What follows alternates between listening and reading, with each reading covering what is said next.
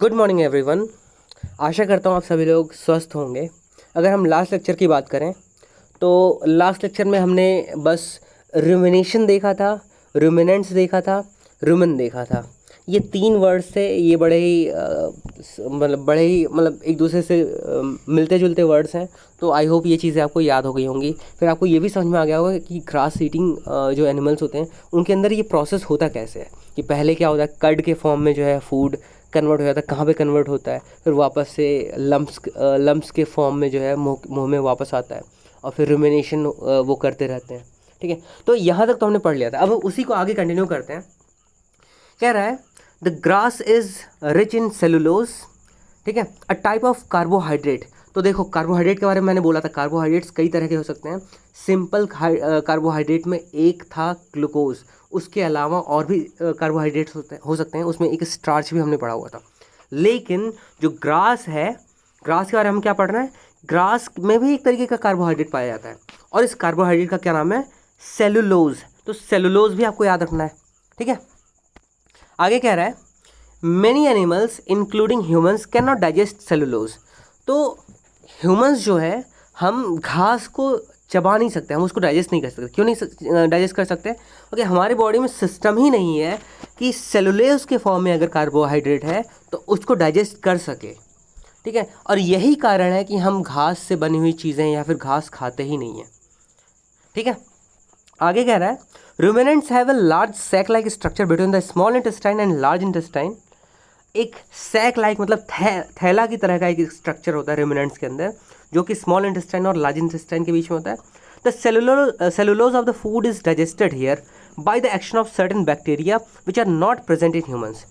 तो यहाँ पे हमें क्या सीखने को मिला, जो सेलुलोज है उसको डाइजेस्ट करने का जो प्रोसेस है वो कोई एक बैक्टीरिया कर रहा है, जो किसके अंदर प्रेजेंट होता है, जो रूमिनेंट्स होते हैं उनके अंदर ये बैक्टीरिया प्रेजेंट होता है। कहाँ पे प्रेजेंट होता है, लार्ज इंटेस्टाइन और स्मॉल इंटेस्टाइन के बीच में एक सैक लाइक स्ट्रक्चर होता है। ठीक है, और वहीं पे वो बैक्टीरिया होते हैं। वहाँ पे जब सेलुलोज पहुँचता है, घास सेलुलोज के फॉर्म में जब पहुँचता है वहाँ पे, तो उसका बड़े आसानी से डाइजेस्ट कर लेता है। ये जो रूमिनेंट्स होते हैं वो कर लेते हैं, किसकी हेल्प से, कुछ बैक्टीरियाज की हेल्प से। इसका मतलब ये हुआ कि वो जो बैक्टीरिया थे वो बहुत ज़्यादा फ्रेंडली बैक्टीरिया थे उनके लिए बहुत ज़्यादा हेल्पफुल बैक्टीरिया थे। और ये बैक्टीरिया हम ह्यूमंस के अंदर नहीं पाए जाते हैं। That includes other animals as well, other ऐसे एनिमल्स जो ग्रास ईटिंग एनिमल्स नहीं हैं। ठीक है, तो आई होप ये चीज़ें भी समझ में आ गई होंगी। ठीक है, आगे अगला जो टॉपिक है वो है feeding and digestion in amoeba. Amoeba क्या होता है, एक माइक्रो ऑर्गेनिज्म होता है। माइक्रो ऑर्गेनिज्म, ऐसा माइक्रो ऑर्गेनिज्म जो दिखाई ही नहीं देता है। ऑब्वियसली माइक्रो ऑर्गेनिज्म है तो वो दिखाई नहीं देगा। कहाँ दिखाई देगा, जब हम माइक्रोस्कोप के थ्रू देखने की कोशिश करेंगे तो दिखाई देगा। तो अमीबा की खास बातें क्या हैं वो इस टॉपिक में हमें समझ में आएगा। कह रहा है कि amoeba is a microscopic single celled organism found in pond water. तो क्या कह रहा है कि अगर तालाब वगैरह है आपके घर के आसपास में, तो उस तालाब में ही ये अमीबा पाए जाते हैं, और इतने छोटे होते हैं इनको हम देख नहीं सकते नंगी आंखों से। इनको देखने के लिए माइक्रोस्कोप की ज़रूरत पड़ेगी हमें। और दूसरी बात, ये एक सेल से मिलके बना हुआ है, सिर्फ और सिर्फ एक सेल का है ये ऑर्गेनिज्म। मतलब हम अगर इंसानों की बात करें तो हम millions of billions of cells से मिलके बने हुए हैं। ठीक है, हमारा जो खून होता है उसमें भी कई सारे सेल्स होते हैं। अगर थोड़ा सा भी कहीं पे कट गया आपके और खून थोड़ा सा बाहर निकल गया, उस खून में भी कई सारे सेल्स होते हैं।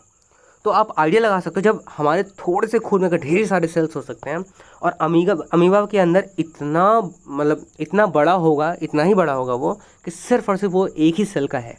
ठीक है, तो आप अंदाज़ा लगा सकते हो कितना छोटा होगा। और दूसरी बात, ये पॉन्ड वाटर में पाए जाते हैं, या पॉन्ड के आसपास में पाए जाते हैं। आगे कह रहा है amoeba has a cell membrane. एक सेल मेम्ब्रेन होता है, a rounded dense nucleus and many small bubbles like vacuoles in its cytoplasm. पहली बात तो ये कि इसमें दो तीन टर्म्स हैं, ये आपको याद रखना है। पहली बात तो सेल मेम्ब्रेन। सेल मेम्ब्रेन क्या होता है, मेम्ब्रेन मतलब एक पन्नी जैसा स्ट्रक्चर। पन्नी मतलब आप जो थैला वगैरह, प्लास्टिक का थैला होता है, वो इतना पतला होता है कि उसके आर पार देख सकते हो। जो वाइट वाला थैला, ट्रांसपेरेंट वाला थैला आता है, बहुत ज़्यादा पतली पन्नी होती है। उससे भी ज़्यादा पतला सोचो आप, जो चीज़ दिख ही नहीं रहा हो उसकी जो सबसे पतली पन्नी होगी वो कितनी ज़्यादा पतली होगी। तो इस अमीबा की अगर हम बात करें तो इसके जो सराउंडिंग में ये जो इसका जो वॉल है, ठीक है, इसकी ये जो बाउंड्री है, इसी बाउंड्री को हम क्या बोलेंगे, सेल मेम्ब्रेन, ठीक है। तो इसका जो आउटर वॉल है उसी को सेल मेम्ब्रेन बोलेंगे, पन्नी जैसा कुछ स्ट्रक्चर होता है। दूसरा, अ राउंड डेंस न्यूक्लियस, इसके बॉडी में एक डेंस न्यूक्लियस भी होगा जो कि राउंड ऑलमोस्ट होगा। ये रहा वो न्यूक्लियस, काफ़ी डेंस होता है, काफ़ी बाकी सारे जो छोटे छोटे स्ट्रक्चर्स होंगे उनके कंपैरिजन में ज़्यादा बड़ा होता है, ठीक है। और many small bubble like vacuoles, vacuoles क्या होते हैं, खाली स्पेसेस, एक तरीके से यहाँ पे एक खाली स्पेस हुआ, यहाँ पे एक खाली स्पेस हुआ और यहाँ पे एक खाली स्पेस हुआ, तो जो खाली स्पेस होते हैं उनको वैक्यूल्स बोल देते हैं, ठीक है। इन इट्स साइटोप्लाज्म, अब साइटोप्लाज्म क्या होता है, ये जो आउटर बाउंड्री है, ठीक है, आउटर बाउंड्री की अगर हम बात करें और न्यूक्लियस के बाहर की बात करें, इसके बीच में जो स्पेस है इसमें फ्लूइड जैसा कुछ स्ट्रक्चर होता है, ठीक है, उसी फ्लूइड को ही साइटोप्लाज्म बोलते हैं, ठीक है। याद रहेगा क्या क्या हमने देखा, सेल मेम्ब्रेन देख लिया, न्यूक्लियस देख लिया, वैक्यूल्स देख लिए एंड साइटोप्लाज्म देख लिया। इन सभी के काम अगर अभी हम नहीं पढ़ रहे हैं तो हम आगे आने वाले क्लासेस में पढ़ेंगे, ठीक है। तो मुझे लगता है कि अमीबा का स्ट्रक्चर आपको समझ में आ गया होगा। क्या स्ट्रक्चर है, एक आपको सेल मेम्ब्रेन बनाना है, एक कोई सा भी रैंडम स्ट्रक्चर, ज़रूरी नहीं कि ये जो स्ट्रक्चर बना हुआ है बिल्कुल ऐसे ही बनाना है। अब ऐसा भी स्ट्रक्चर अगर आप बना दो, ये भी एक अमीबा है। अमीबा अपना स्ट्रक्चर लगातार चेंज करता रहता है, लेकिन एक ख़ास बात है कि इसका सेल मेम्ब्रेन हमेशा रहेगा, इसका न्यूक्लियस हमेशा रहेगा, इसके अंदर वैक्यूल्स हमेशा रहेंगे, ठीक है। और जो भी फ्लूइड के अंदर न्यूक्लियस है, न्यूक्लियस की बाउंड्री और जो सेल मेम्ब्रेन इनकी बाउंड्री के बीच का जो एरिया होगा उसमें जो फ्लूइड होगा, उस फ्लूइड का नाम है साइटोप्लाज्म। इतना तो आपको याद रखना है और इतना स्ट्रक्चर आपको तैयार करके हमेशा रखना है, ठीक है। अगर आप अमीबा बना रहे हो तो आपको ये सारी चीज़ें ज़रूर लिखनी पड़ेंगी। आगे कह रहा है कि amoeba constantly changes its shape and positions. तो सीधी सी बात तो ये है कि अपनी पोजीशन चेंज कर इसीलिए पाता है क्योंकि ये अपना स्ट्रक्चर चेंज करता है। इसको समझने के लिए हम थोड़ा सा अगले पेज पे देखते हैं। मान लो मेरे पास एक अमीबा है, ठीक है, मेरे पास एक अमीबा है, मान लो इसका स्ट्रक्चर ऐसा करके कुछ है, इसके अंदर ऑब्वियसली एक न्यूक्लियस है, ठीक है। अब इसको यहाँ पे जाना है, इस जगह पे पहुँचना है। अब क्या करेगा, अपना जो ये वाला स्ट्रक्चर है इस स्ट्रक्चर को थोड़ा सा मॉडिफाई कर लेगा, यहाँ ऐसा करके कुछ कर लेगा और न्यूक्लियस यहीं पर रहने देगा अभी, ठीक है, जहाँ पे था वहीं पर रहने देगा।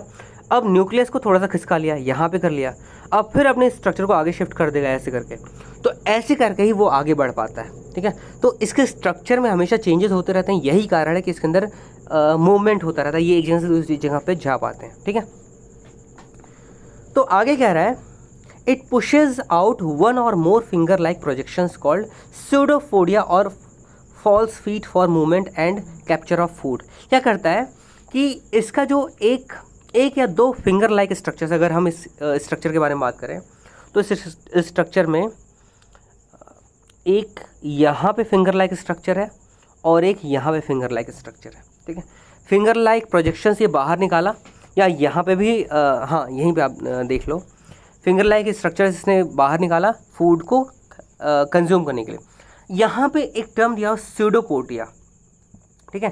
स्यूडोपोडिया मतलब फॉल्स फीट, स्यूडो मतलब होता है फॉल्स, जो असली में नहीं है, मतलब इसके पास असली में फीट नहीं है लेकिन देखने में लग रहा है फीट जैसा, इसलिए हम इसको स्यूडो मतलब झूठा वाला फीट बोलेंगे, झूठे वाले पैर बोलेंगे, ठीक है, जो असली में नहीं है लेकिन उसके जैसा दिख रहा है, उसके जैसे उसकी बनावट हो रही है, ठीक है।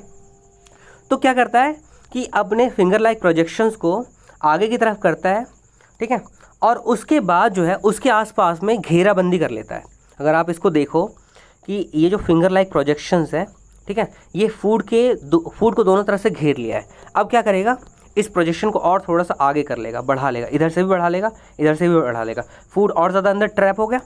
फिर उसके बाद क्या करेगा, इसको पूरा स्ट्रक्चर को पूरा ब्लॉक कर देगा, इस फूड को पूरा का पूरा ब्लॉक कर देगा। अब ये साइटोप्लाज्म के अंदर आ गया, मतलब सेल मेम्ब्रेन के अंदर ये फूड आइटम आ गया, फूड आइटम सेल मेम्ब्रेन के अंदर आ गया, तो अब इसके अंदर आगे फर्दर प्रोसीजर होगा। तो देखा इस स्ट्रक्चर में ही दिखाया हुआ है कि इंजेक्शन यही हो रहा है। इंजेक्शन मतलब फूड को इनटेक करने का जो प्रोसेस, और स्यूडोपोडिया आपको दिख ही रहा है, ठीक है। उसका न्यूक्लियस यहाँ पे है। उसका फूड का क्या हो रहा है, फूड वैक्यूल में पहुँच जा रहा है, जो स्मॉल जो स्पेसेस थे उन स्पेसेस में पहुँच गया। फूड जो है वैक्यूल्स, फूड वैक्यूल्स में जाके पहुँच गया। उसके बाद जो है उसके अंदर से जो न्यूट्रिएंट्स इसको चाहिए होंगे इस अमीबा को, वो न्यूट्रिएंट्स बाहर निकालेगा। उसके बाद पूरे बॉडी में पहुँचाएगा। बाकी जो वेस्ट मटेरियल होगा उसको ऐसे ही जो है सेम मैनर में बाहर भी निकाल लेता है, ऐसे ही जो है अपने न्यूक्लियर मेम्ब्रेन के थ्रू जो है बाहर निकाल देता है। तो ये पूरा का पूरा प्रोसेस होता है, ठीक है। तो आई होप ये सारी की सारी चीज़ें आपको समझ में आ रही होंगी, ठीक है। आगे कंटिन्यू करते हैं। आगे कह रहा है amoeba feeds on some microscopic organisms. Obviously वो खुद माइक्रोस्कोपिक है, खुद छोटा है, तो अपने से बड़ी चीज़ों पे के ऊपर तो वो रिलाई नहीं कर पाएगा फूड आइटम्स के ऊपर। तो इनसे भी, अमीबा से भी जो छोटे माइक्रो ऑर्गेनिज्म होते हैं उनके ऊपर ये शायद डिपेंडेंट होते हैं, उनको खाने के उनको खा के अपना जो है जीवन यापन करते हैं ये। When it senses food, it pushes out pseudopodia around the food particle and engulfs it। तो क्या कहता है, जब भी इसको सेंस हो जाता है तो अपने फिंगर लाइक स्ट्रक्चर्स को आगे की तरफ करते हैं, जिसको हम स्यूडोपोडिया बोलेंगे, फॉल्स फीड बोलेंगे, और उससे फूड को घेर लेता है। फिर उसके बाद फूड को इनगल्फ कर जाता है। इनगल्फ मतलब उसको निगल जाता है, स्वैलो कर जाता है, पूरा का पूरा एक ही बार में निकल जाता है। The food becomes trapped in a food vacuole. उसके बाद फूड जो है एक फूड वैक्यूल के अंदर ट्रैप कर जाता है, जो कि हमने पीछे पिक्चर में देखा भी था। आगे कह रहा है digestive juices are secreted into the food vacuole. Digestive juices जो अमीबा प्रोड्यूस करेंगे वो फूड वैक्यूल में पहुंचाए जाते हैं। They act on the food and break it down into simpler substances. Obviously यहाँ पे भी डाइजेशन वाला प्रोसेस कंप्लीट होगा और उन जूसेस की वजह से ही डाइजेशन प्रोसेस कंप्लीट हो पाएगा, वैक्यूल के अंदर ही होगा ये सारा कुछ। फिर उसके बाद gradually the digested food is absorbed, और धीरे धीरे करके ये डाइजेस्टेड फूड जो होता है वो एब्जॉर्ब हो जाता है। The absorbed substances are used for growth, maintenance and multiplication. और ये जो सब्सटेंसेज ऑब्वियसली जैसे ह्यूमंस के अंदर होता है, ह्यूमंस फूड आइटम्स क्यों लेते हैं, न्यूट्रिएंट्स क्यों चाहिए होता है, ताकि उनकी ग्रोथ हो सके, मेंटेनेंस हो सके और मल्टीप्लिकेशन तो ह्यूमंस में नहीं होता है ऐसे। ग्रोथ और मेंटेनेंस के लिए और हेल्दी रहने के लिए ह्यूमंस जो है फूड इनटेक करते हैं। बाकी ये जो अमीबा है इनमें एक मल्टीप्लिकेशन भी हो जाएगा। मल्टीप्लिकेशन मतलब अपनी संख्या को बढ़ाना, 1 से 2 कर देना, 2 से 4 कर देना, उसके लिए भी ये रिस्पॉन्सिबल होते हैं, ठीक है। आगे कह रहा है the undigested residue of the food is expelled outside by the vacuole. Vacuole से बाहर निकल जाता है, उसके बाद जो है वो न्यूक्लियर मेम्ब्रेन के थ्रू बाहर निकल जाता है। The basic process of digestion of food and release of energy is the same in all animals. तो जो बेसिक प्रोसेस है फूड के डाइजेशन का और एनर्जी रिलीज़ होने का, ये सारे एनिमल्स में एक ही जैसा है कि सभी एनिमल्स को जो है ब्रेक डाउन करने की कुछ जूसेस की ज़रूरत पड़ेगी। वो जूसेस जब उसके ऊपर एक्ट करेंगे फिर उसके बाद से उसका एब्जॉर्प्शन होगा, बॉडी के डिफरेंट पार्ट्स में पहुंचाए जाएंगे वो फूड आइटम्स या फिर वो न्यूट्रिएंट्स। उसके बाद हमारे बॉडी को एनर्जी मिलेगी, उस एनर्जी से या फिर जो भी न्यूट्रिएंट्स मिल रहे थे उस न्यूट्रिएंट्स से हम जो है डेली एक्टिविटीज़ भी कर सकते हैं, हम अपने आप को हेल्दी रख सकते हैं। उसके बाद अपने मेंटेनेंस के लिए भी ज़रूरी होता है, ठीक है। तो यहाँ पे पूरा का पूरा चैप्टर ख़त्म होता है। अगर किसी को भी कहीं पे भी कोई भी डाउट होता है तो आप मेरे से पूछ सकते हो। बाकी आपका टास्क ये होगा कि जो एक्सरसाइज में क्वेश्चंस दिए हुए हैं वो भी आपको कंप्लीट करना है, और जो नोट्स दिए हुए हैं नोट्स तो कंप्लीट आपको करना ही करना है। आज का थोड़ा सा लंबा लेक्चर हो गया होगा लेकिन आप लोग मैनेज कर लोगे, ठीक है। तो stay home and stay safe. Thank you.